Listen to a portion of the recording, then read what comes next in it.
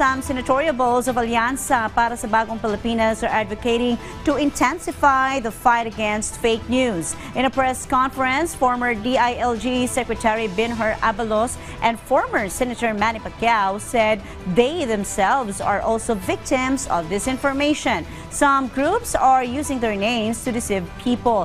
Thus, they are eager to combat the dissemination of disinformation in social media. Currently, the ranking of most senatorial candidates of the Alianza remains high in pre-election surveys. Ano nakalagay rito? Nakalagay yung mukha ko, pangalan ko, ginaya talaga yung Facebook account ko. Isipin nyo, ilan niloko nito? Nabasa ko yung sarili ko pag ano ko ng Facebook, nakalagay doon, paalam, Manny Pacquiao. Namatay na raw ako. Definitely sa akin, dapat ipagbawal ang fake news. Dami ko ng kaibigang napatay eh. Patay na daw, hindi pa pala.